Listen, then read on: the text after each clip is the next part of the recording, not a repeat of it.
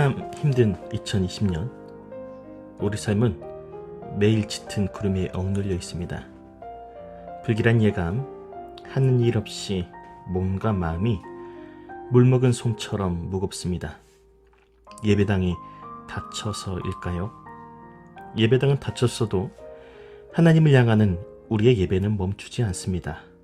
호흡을 가다듬고 삶으로 예배를 다시 열어보실까요? CCM 찬양 나는 예배자입니다와 함께 월요일 새 아침 하나님 안에서 오늘을 보람있게를 열겠습니다.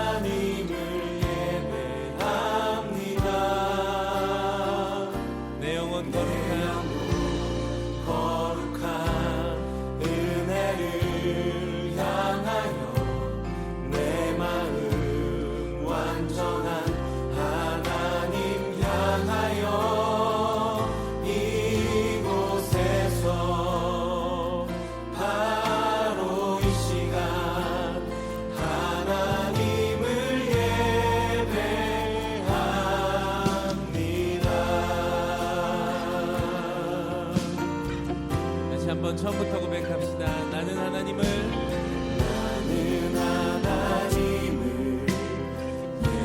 예배하는 예배자입니다.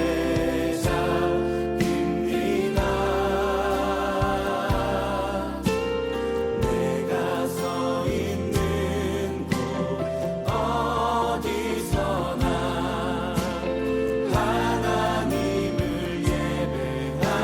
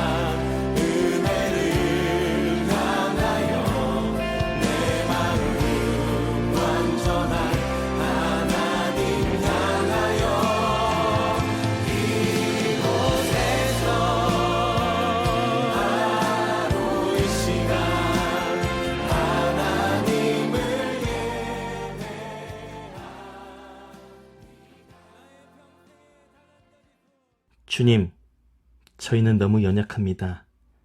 매일매일 지쳐 쓰러져 갑니다.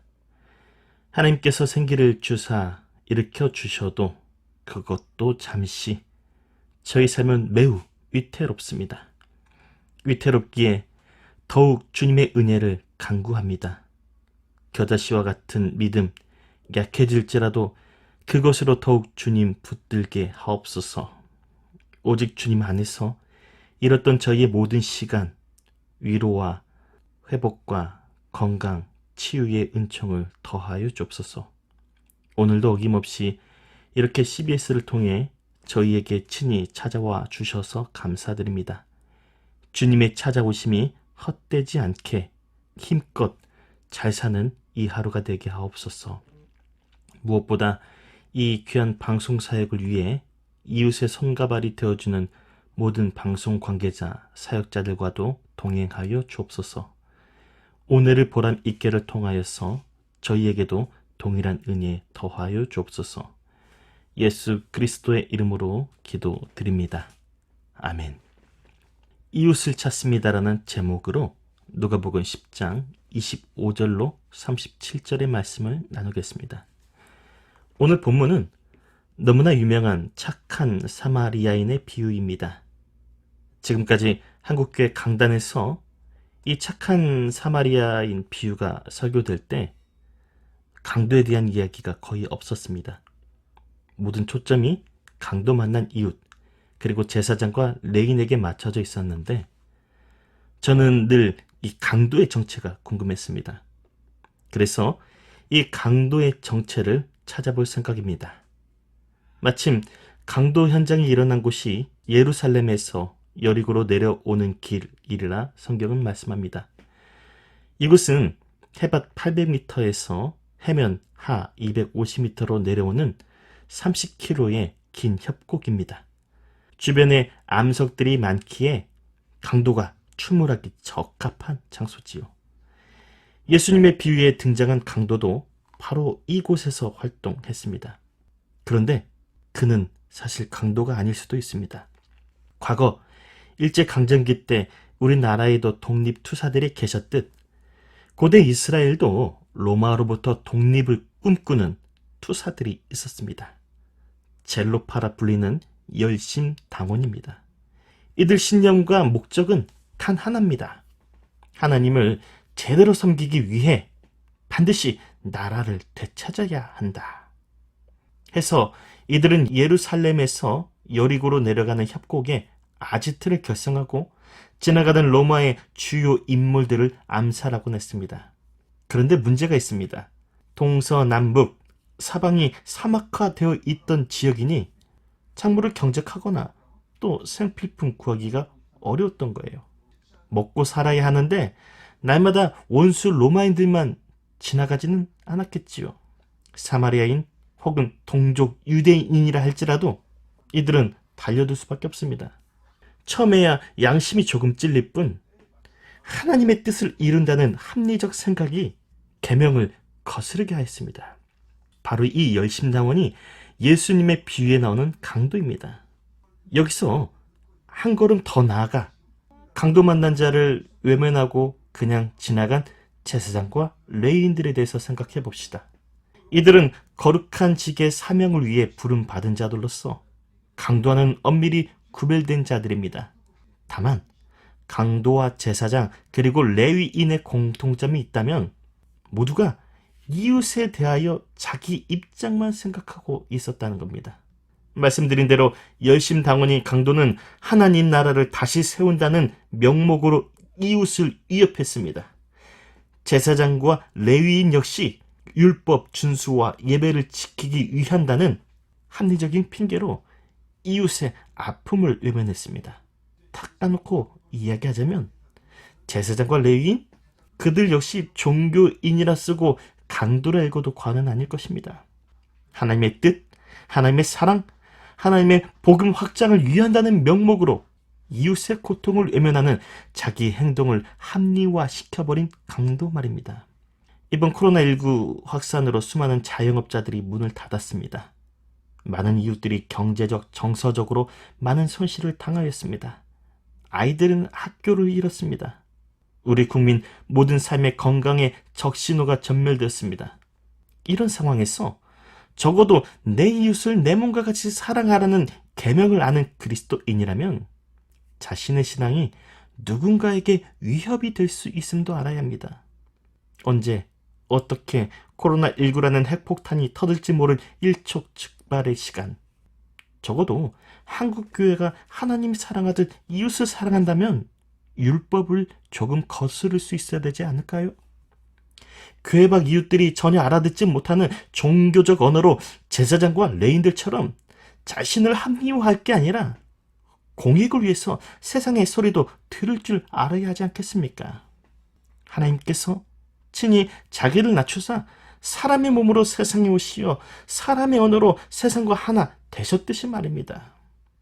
누구보다 가장 선한 이웃이 되어야 될 한국 교회. 우리는 스스로를 선한 이웃이란 말할지 몰라도 교회 밖 사람들은 요즘 강도라고 말합니다. 그렇다면 누가 우리 사회의 착한 사마리아인이자 이웃일까요? 공교롭게도 저는 교회만이 이 병든 역사를 다시 살릴 선한 이웃이라고 말씀드리기 어렵습니다. 다만 우리가 현장을 벗어나 비대면 예배함으로 병들고 지친 이웃의 마음을 헤아릴 수 있다면 이 또한 선한 이웃이 될 방법 가운데 하나일 거라 말씀드릴 수 있습니다.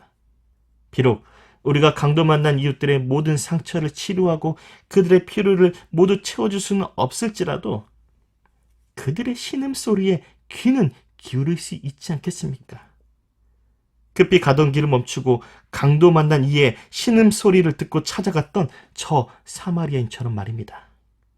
교회 밖 이웃, 교회 안의 이웃들의 소리에 경청해주는 것, 이것만이라도 잘한다면 우리는 선한 이웃이 될 수 있습니다. 사마리아인이 이웃의 상처를 치료해주고 주막에 가서 비용을 지불해줬듯 세상이 치유될 수 있다면 교회는 과감히 자리를 벗어나 세상의 이웃이 되어줘야 합니다. 죄악이라는 강도에게 진탕 얻어맞아 언제 죽을지 모를 우리를 위해서 친히 사람의 몸으로 오사 치료해 주신 예수님처럼 말입니다.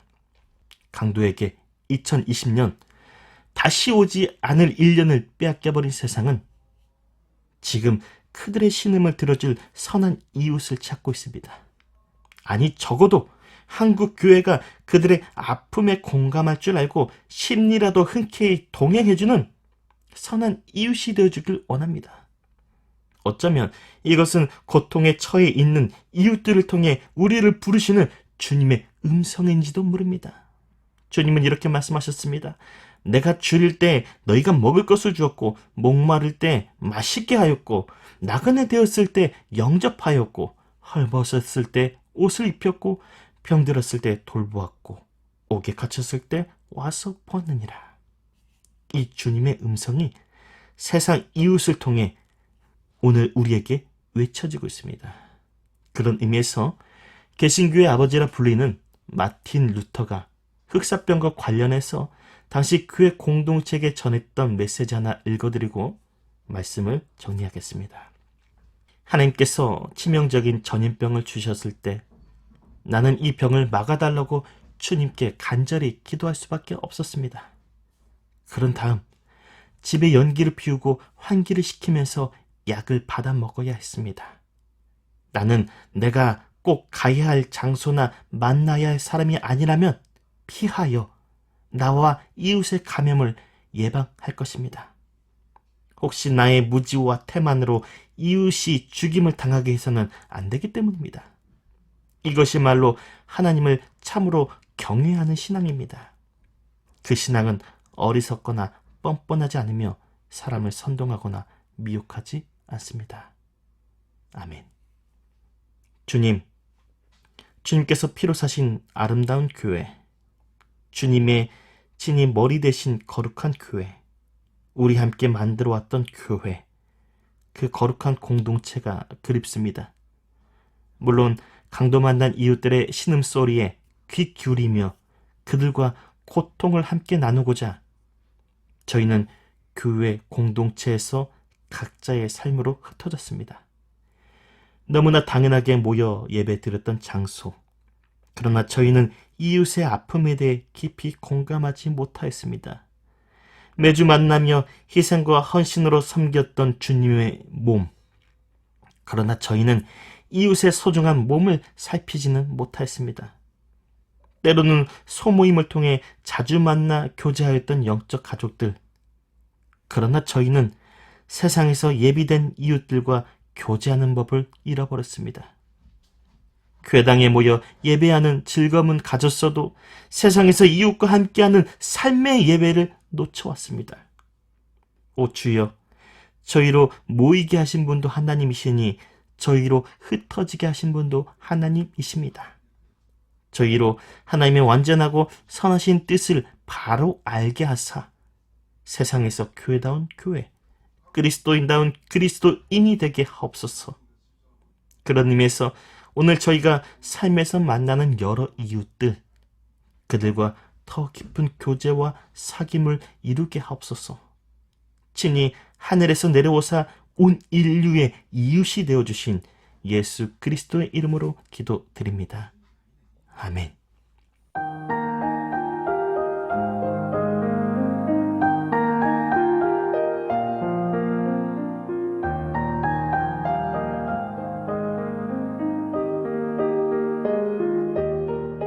요즘은 교회 가도 교회 온 것 같지가 않습니다. 교우들이 각자 삶의 골방으로 흩어져 예배당이 텅 비어 버렸을까요? 일상에서 당연하게 만났던 분들이 참으로 많이 그립습니다. 이 기회에 함께 교회를 이루는 동역자들의 존재가 얼마나 소중한지를 깨닫게 됩니다. 감사 또 감사입니다. 지금까지 오늘을 보람있게를 섬기는 월요일지기 칠석교회 목사 최성안이었습니다. 하나님과 세상에서 더 좋은 이웃이 되길 소망하시는 분은 010-8626-3307번으로 언제든지 연락 주시기를 바랍니다. 감사합니다.